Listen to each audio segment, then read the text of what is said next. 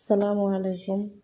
আমি আঁখি আপনাদের সামনে আবারও হাজির হলাম। আশা করি আপনারা সবাই ভালো আছেন। আলহামদুলিল্লাহ আমিও ভালো আছি আপনাদের দোয়ায়। আমি এখন আপনাদের খিচুড়ি রান্না করা দেখিয়ে দেব। প্রেশার কুকারে আপনারা শর্টকাটে যেভাবে খিচুড়ি রান্না করবেন, এইভাবে খিচুড়ি রান্না করে খুবই মজাদার এবং সুস্বাদু হয়। আমি এখানে চালটা ভালো করে ধুয়ে নিচ্ছি। আমার কাজে আমার হাজব্যান্ড হেল্প করতেছে।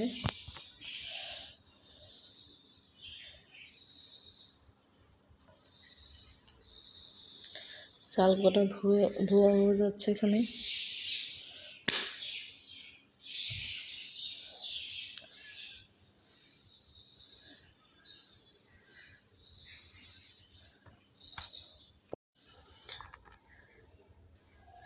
চাল কটা ধোয়া হয়ে গেলে আমি রান্নাটা চড়িয়ে দেব। আমার চাল ধোয়া মোটামুটি শেষ পর্যায়ে। আমি আরেকটা ধোয়া দিয়ে নেব।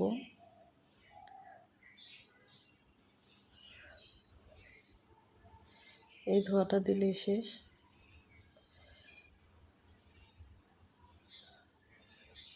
এখন আমি পেঁয়াজ কুচি দিয়ে দেব। আমার মশলাটা সব মিক্স করা। আমি এখানে মশলা দিয়ে দেব পরিমাণ মতো।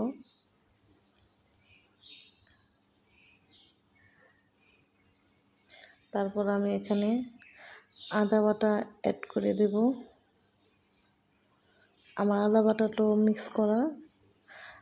এখানে আমি আদা রসুন একসাথে ব্লেন্ড করে নিয়েছিলাম। আপনারা চাইলে আদা বাটাটা আলাদাও দিতে পারেন কিংবা একসাথেও দিতে পারেন। তারপর আমি লবণ দিয়ে দিচ্ছি।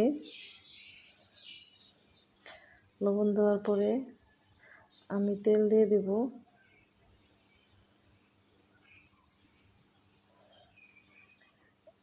আপনাদের এখানে আমি একটা ছোট্ট টিপস দিই। আপনারা তেলের পরিমাণ যদি একটু বাড়িয়ে দেন খিচুড়ির মধ্যে, তাহলে খিচুড়িটা খেতে খুবই টেস্টি হয়। আমি এখানে তেলের পরিমাণটা একটু বাড়িয়ে দিছি। আর খিচুড়িটা প্রেশার কুকারে দিলে ভালো করে মেখে নেবেন। মেখে নিলেও খিচুড়ির টেস্টটা ভালো হয়। আমি এখানে একটা ম্যাগি মশলা দিয়ে দিচ্ছি। এটা আমার বাহির থেকে আনানো। তারপরে টেস্টিং সস দিয়ে দিচ্ছি। আপনাদের বাসায় যদি টেস্টিং সস না থাকে এটা স্কিপ করতে পারেন,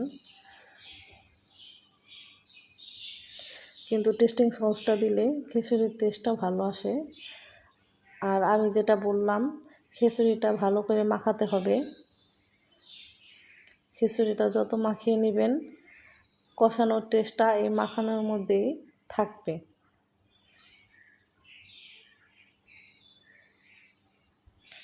আমি খিচুড়িটা ভালো করে মাখিয়ে নিচ্ছে।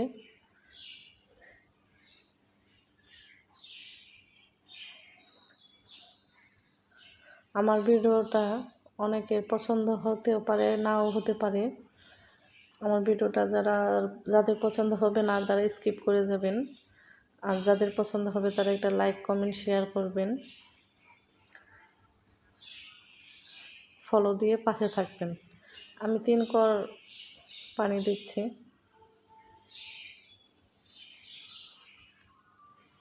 আপনারা প্রেশার কুকারে 3 সিটি দিবেন, আপনাদের খিচুড়ি শেষ হয়ে যাবে। এই খিচুড়িটা রান্না করা খুবই সহজ। আমি এলাচি তেজপাতা দিতে ভুলে গিয়েছিলাম, তাই আবার দিয়ে নিচ্ছি। আপনারা লবণটা চেক করে নেবেন।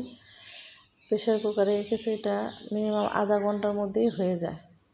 ভালো থাকবেন।